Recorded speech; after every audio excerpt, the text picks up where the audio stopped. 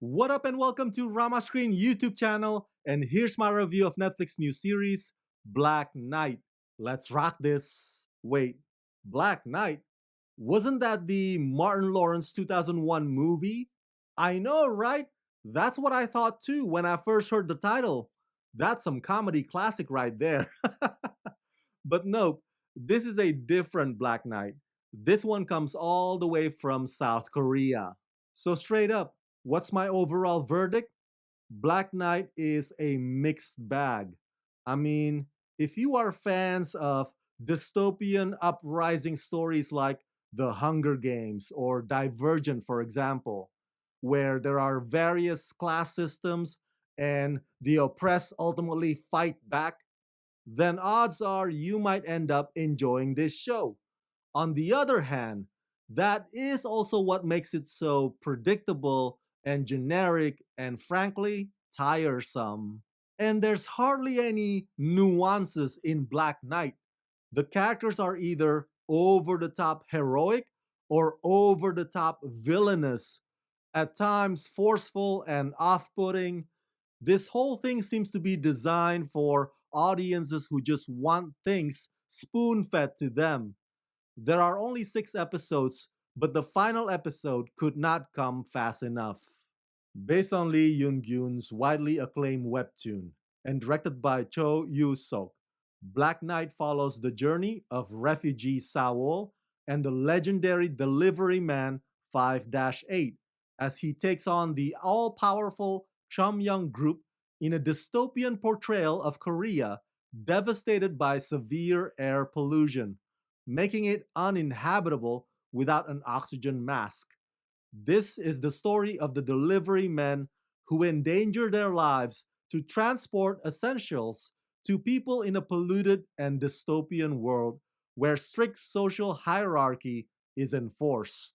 As far as the post apocalyptic setting goes, I think the visual effects are not too shabby.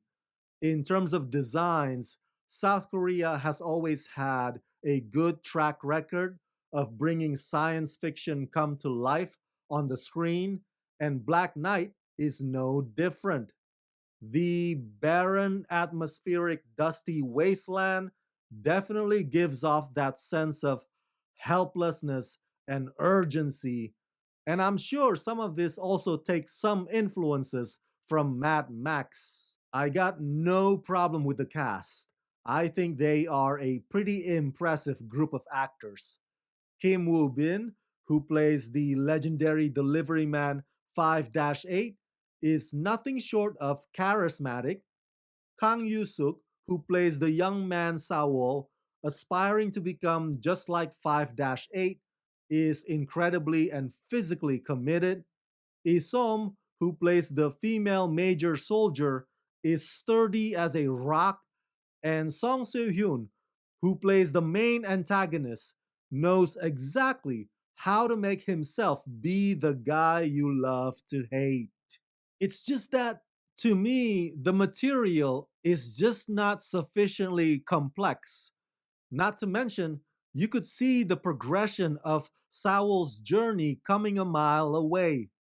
Don't get me wrong, there's plenty of firepower and unapologetic action to keep you entertained, but it's as if the story is heavily dependent on those in order to mask the fact that Black Knight just doesn't have the range, much less surprises. And try as they might, but the dynamics between the characters also come across as cold and choppy and rigid.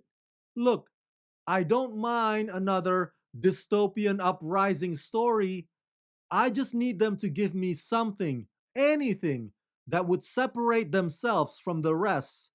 And sadly, throughout all 6 episodes, Black Knight fails to do exactly that. So, yeah, overall, I give Black Knight the rating of 2.5 out of 5. Perhaps fans of the webtoon are satisfied with just an adequate adaptation that follows the original material down to the T, but I am thirsting for something more. So that's it. That's my review of Black Knight. Smash that like button. Share this video with everyone you know. Share your thoughts in the comment section below. And as always, subscribe, subscribe, subscribe. Let's rock this.